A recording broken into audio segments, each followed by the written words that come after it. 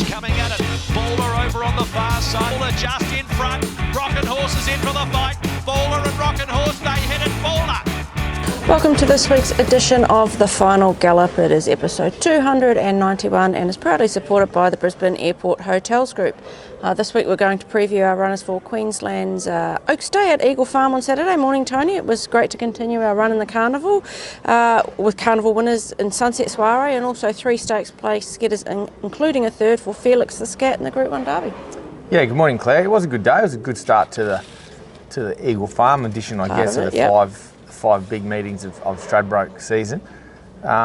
Track was a pretty contentious topic, I'd say, with the wet weather and a lot of people, with the amount of kickback and sort of stuff. But overall, there was 9 races, 9 winners. I thought the stable raced really well for the day. I was really pleased with all the efforts. It was good for Sunset Soiree to win. I thought Ange Jones, she could be the performance of the week. I thought she'd give it an 11 out of 10. Really good ride. She's ridden that mare really well all prep and really had her in a nice winning position where a few other jockeys possibly may have missed the boat in that race. So I thought she did a great job. Horse did a good job. And then there was, Felix. He got me a little bit excited turning for home in the Derby. Obviously, the way it eventuated then late, the winner was in one race and the rest of the field was in another. But I thought he raced terrific. His 3 runs at the Guineas, Rough Habit and the Derby have all been outstanding. So well done to his connections. But overall, quite a good day's racing, and we look forward to what's possibly going to be a good track this week at Eagle Farm, or good 4, and see what we've got in store this week. Okay, on to the preview for our runners at Oaks Day at Eagle Farm on Saturday.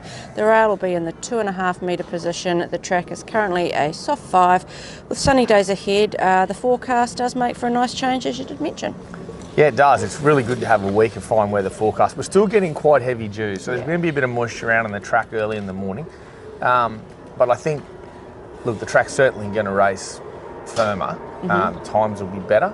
I do feel, however, you're going to still see that kickback. They're still going to see that track chop out. There's not much they can do about that now. They've tried to remedy that route situation, and although the track has improved a lot, it's a lot healthier, it's still just not holding into the profile. So I think you'll see a better track on the weekend, but don't be surprised if you still see a lot of it kicking up. Okay, we are starting in race 1, which is the benchmark 90 handicap over the 1800 metres.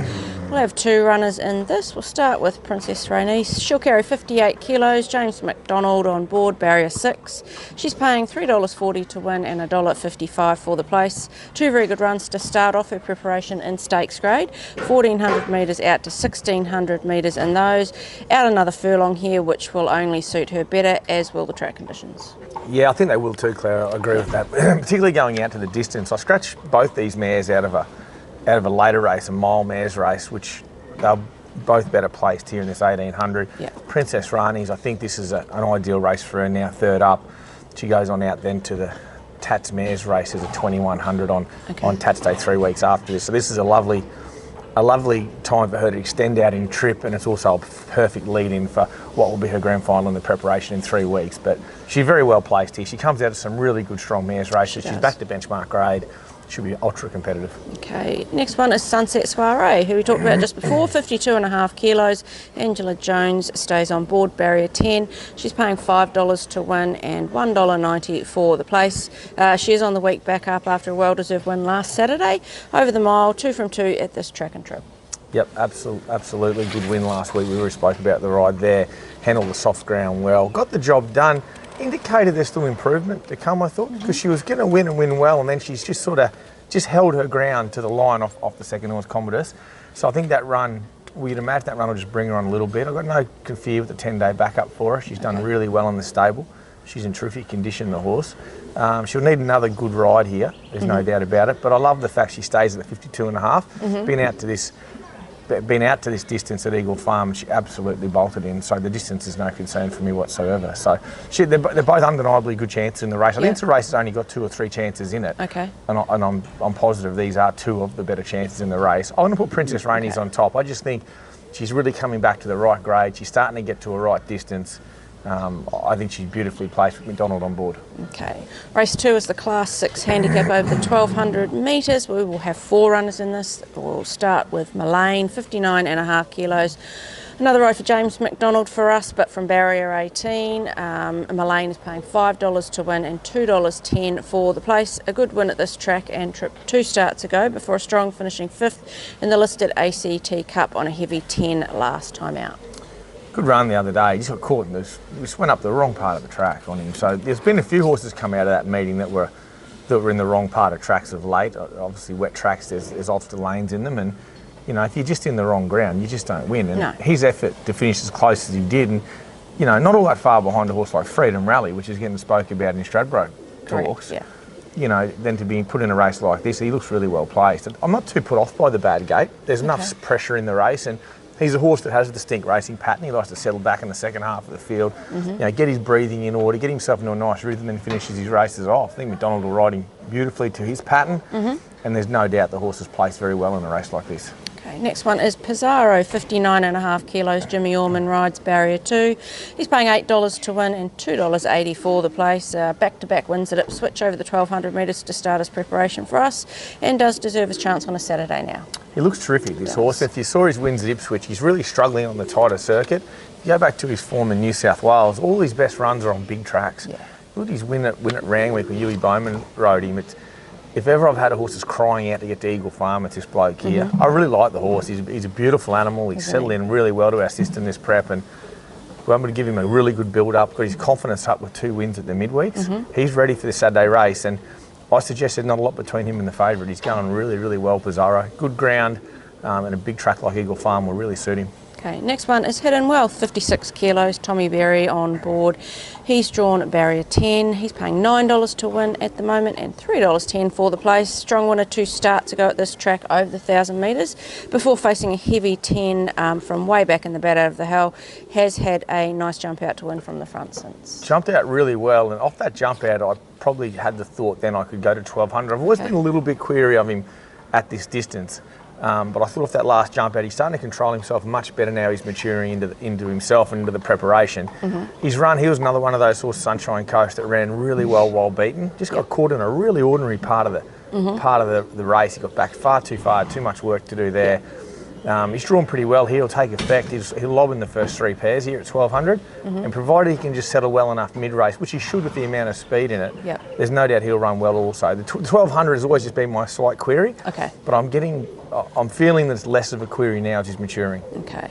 4th runner is TikTok Queen, 55.5 kilos. Craig Williams will ride her, and she'll jump from barrier 9. She's paying $26 to win and $7 for the place at the moment. She has been crying out for good track this preparation, which she hasn't had yet. That hopefully does come on Saturday, and along with that, an improved result for her. Well, she's just looking for this good ground. You know, Willow rode her the other day at Doomben, and it was just too wet for her again, but she's busting to run well. She's found a very competitive class 6, but on her best form, she's always up to a race like this. I always like her back at 1,200 too. I think 1,200 is not a bad trip for her. We've seen her win, obviously, a gateway at 1,400 and that, but I think that's as far as she goes. I quite like her with a bit of a space now back to the 6 furlong. Good ground's her friend. She'll run way better than her odds. I'm not going to put anything on top here. I think she's obviously the longest priced horse, and justifiably so, because she's just a bit down on confidence, not being able to win and not being able to let go on the wetter tracks, but you'll see her improve. The other 3 geldings, there's probably not a lot between them. A gun to my head, Mullane and Pizarro. It's whatever gets the right run there. Okay. Race 4 is the listed Lightning handicap over the 1,000 metres. We'll have 2 runners. King Kappa will carry. Let's put his 5 cents worth and all that pizzazz. King Kappa will carry 58 kilos with Tommy Berry on board at barrier 3. He's paying $16 to win and $4.40 for the place. It was a little bit disappointing first up in the Chief de Beers at Doomben. We know he's much better than that, and he returns to a track that he's had his best recent wins at. Been nearly a year off the scene. I'll be forgiving of that run, and I'm not sure he loves that genuine soft ground. Like, it was a soft 7. You know, the other day, like, it was a genuine soft track at Doomben, and I think he's better on top of the ground. He'll be a lot better second up. His work and recovery was really good Tuesday, so he's getting up to the mark now. I'd want to see him run better here, but I'd certainly be shocked if he didn't. Okay. Next runner is Golden Boom, 56.5 kilos with Craig Williams riding barrier 10. Golden Boom's paying $3 to win and $1.40 for the place. Great return to the winner's circle first up in the Chief de Beers. No reason why he can't make it 2 from 2. Yeah, I totally agree. I thought he was brilliant, the Chief De Beers. Obviously, at lightweight, does go up a little bit in weight and probably finds a race with a touch more pressure in it here. But I think he can be adaptable enough. He's going really well, the horse. He looks good. He's had a really good time of it. He's done nothing but improve off that first up run. So I think the horse is an outstanding chance. I think there's no fear of Good Ground Eagle Farm. That's not going to bother him. And you know, we saw how much hard work he did in his first up run. He still was there finishing late. So the 1,000 at Eagle Farm, where a few of these might be a bit vulnerable under the pressure. There's a few of these that are real short course specialists where a tough 1,000 we might find a few out. I don't think he's one of those. I think he'll sit on pace, wherever that is in the first 3 or 4, and he's going to be strong still late. You're going to split the two? Yeah, Golden Boom. Golden Boom, okay. Go to race 6 now, which is the listed Queensland Day Stakes over the 1,200 metres. You've won this race 3 times with Camasite, Vega 1 and Satanta. We have 2 runners this year. We'll start with Skirt the Law, 55 kilos. Tommy Berry will ride her. And Skirt the Law's drawn barrier 1. She's paying $11 to win and $3.30 for the place. Was a much improved last start run at Doomben over the 1,110 metres. Should appreciate the tempo at the 1,200 metres, and now with a really good draw too. Crying out for the 1,200. That's how it looked the other day at Doomben. I thought the run was a huge improvement. Just coming out of that with fitness benefit to come, she's got to be in the finish here. If you take that as the form line, obviously the horse of Mick Price and Mick Kent Juniors is the favourite, with the whole different form line coming up from Victoria. It seems to be the pre-post favourite. But I would imagine there's no reason, if she lets down properly like I expect her to, she feels $1 million, that she'd have the measure of the horse that she raced against 2 weeks ago. I just think her fitness improvement to come. She had quite a long layoff off the spring, so you know the fitness improvements there to see. She had a good huff and puff after the race the other day, but she's come on noticeably, so she's going to get a perfect run here. My only query is the surface, but I couldn't be happier with her. We've done a lot of remedial work with her since that first up run at Eagle Farm, and provided she lets down on the track, which I can't see why she wouldn't, I think she's right in the finish here, and she's over the odds. Silly odds. Silly odds. Okay. Rose Noir is the second horse we have in this race, 55 kilos. Angela Jones will ride her. She's drawn barrier 15. She's paying $101 to win and $20 for the place. It was a good first up at the Ipswich midweeks a few weeks ago. Gets a chance in a stakes race here. Long way up in grade, bad barrier. Certainly needs a fair few things to go right here. Yes. So Skirt the Law on top, clearly. Skirt the Law on top. Okay. Race 9 is the Group 2 Moreton Cup over the 1,200 metres. Baller won this race for us 2 years in a row. We'll have 3 in it this year. We'll start with All That Pizzazz, who's poking his nose around there and putting his 5 cents worth in every now and then. He'll carry 56 kilos with Mark Zara riding him from barrier 5. He's paying $9.50 to win and $3.10 for the place. 2 very impressive placings over the 1,000 metres to start his preparation. The 1,200 metres suits him, track conditions should suit him as well, and a good barrier. Yeah, he'll start shorter than that. He's in great shape. He's as honest as they come. He's so reliable, this horse, and I just love him. I'd love to train. I'd love to train 50 like him. Exactly. He does what you want. He wants to please you. He'll bounce out. He'll find a nice posse on what looks to be a good speed race, and he'll present the win. His Eagle Farm 1,200 metre record is outstanding. His overall record's outstanding, and I think he's very hard to beat here. Okay, next run is Zarastro, 56 kilos. Angela Jones rides barrier 15. Zarastro's paying $18 to win and $4.80 for the place. So gallant in the Group 3 BRC sprint at Doomben last start from a very wide barrier. He still can't draw a gate, but will appreciate the return to Eagle Farm and better track conditions. He's just like a lot of horses crying out for the good ground. He's going to get a good track on Saturday. It's the last race of the day. He'll be up on pace, there's no doubt. There's a bit of pressure there, but look, he would have more speed, I would imagine. He'll bowl up. He'll be the horse I'll have to get past. I think he's looking forward to seeing him back on the good ground. I love him, the 1350 back to 1200. I think it's ideal. The horse himself's in great condition. Looks super, Can't fault him. This will be his best run of the prep so far. Big chance. The third runner is Nettuno, 55 kilos. Vlad Jurek on board. Nettuno's drawn barrier 7. He's paying $51 to win and $12 for the place. Hasn't had much go right this preparation yet, but should have better conditions here and looked super fit. It looked super in a jump out last week. Yeah, I think the market assessors haven't seen the jump out. He did everything right in the jump out. He just settled, jumped, happy horse. He quickened nicely. I'd be very forgiving at the heavy 10 failure at the Sunny Coast. There's been plenty of horses bounce back from that meeting. 100%. And he'll be one of them. He's stupid odds. You know at his best ability, he's right in a race like this, but 50 to 1, he's stupid odds. I'm not going to put anyone on top there. I think they're just 3 really nice horses for the race, and I just love the hand we got in it. It is a good race, you know. The morning. This is a really strong group too. Yep. But I'm really happy with the hand we're taking into it.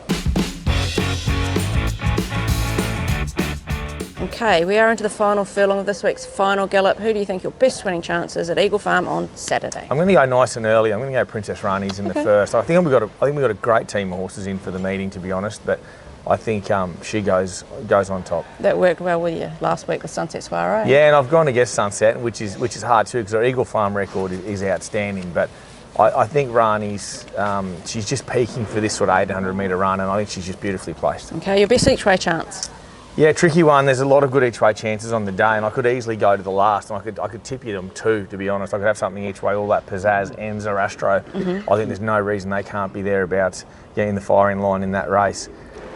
But I'm going to go away. I'm going to go a bit different. I'm going to go Skirt the Law. Okay. I have belief in her that she'll let down beautifully here on the surface, and if she does, I think the $13 or so she is at the moment is just over the odds, so she'll be my each way. Okay, and your best at the provincials, we've got Ipswich Friday, Toowoomba Saturday, and the Sunshine Coast on Sunday. I think Black on Beauty at Ipswich on Friday in the 1100. She's a quality mare for a race like that, and if she can win, I hope I can sneak her into the Gay Waterhouse. Okay, and your best track worker this week? Best track worker this week, we had a really smooth morning on Tuesday, which was bloody good. We on the A grass nice and early. I thought Pizzazz was great. I thought Zarastro was terrific as well. Golden Boom was good. We had a really good morning, so I'm not going to stand anything out Tuesday. Skirt the Law was unbelievable. She's really come on fitness-wise now. So, no, we've got a good team in, and they've all worked really nicely on Tuesday. Okay, and your performance from the stable for the week? I think Ange Jones, Sunset Soiree, they were their performance. I thought she just did an absolute superb job on her. Everything she did, she just read the play so well, when I think a few other jockeys possibly didn't in that race. So I think her and Sunset, great combination, and she might knock off my best chance on Saturday with another Pearler, who knows? She could do. Okay, now it is time for Cav's Corner, which is supported by the Brisbane Airport Hotels Group. He did land his first leg last week with Sunset Soiree, but Cav's weight was too much for a second leg. Madame Odette, someone obviously told her. Oh yeah, he definitely weighed her down. Oh yeah, absolutely. I'm sorry guys about that. Absolutely, 100% sorry. Let's see whose week he's going to ruin this week. Welcome to Cav's Corner for this week. This week we'll venture to Ipswich on Friday. We'll go Black on Beauty a win. And we'll venture to Eagle Farm on Saturday. And we will go All That Pizzazz a win. Good punning, guys. Really sorry, All That Pizzazz and your owners. You're part of the multi. He's gone Black on Beauty a win on Friday into All That Pizzazz a win on Saturday. Apologies now. He's gone with 2 very reliable horses. They've got beautiful racing patterns. It's a very competitive race at Ipswich. It's one of those provincial series races, so it's a really strong race for a Friday meeting. But she's so reliable. I think the 1100 around Ipswich is just ideal for her off the little fresh and sort of like break that she's had, and it'll bring her up to the speed just nicely. And All That Pizzazz, well, he's just as he's reliable as your alarm clock, really. Like, he just puts himself in a winning position. He'll sprint well. Zara's ridden him, sort of knows the horse now, and I just think that Mark will put him in such a good position, and you just know he's going to present to be there in the finish. He's just Mr. Reliable to me. Well, hopefully that comes true, because a Cav's weight is a lot to carry. There's a bit of weight, but I think he's got a world-class jockey, and he's just such a reliable horse. He is. Okay, good luck on Oaks Day, Tony. It's been, it's going to be an exciting card of races across the whole day. It's going to be a great day, and it's anyone who wants to get out there. Obviously, a lot of people might have been scared off by the showery weather at Eagle Farm on Derby Day, but this is going to be a beautiful week. Look at this. Where else would you rather be this time of the year? True. Weather's amazing. Racing's strong. What a strong rendition of the Oaks this year too. What a really good race that is. I think it arguably overshadows the Derby this year. So, good day's racing, good weather. Where would you rather be on Saturday? Exactly. Best of luck to everyone.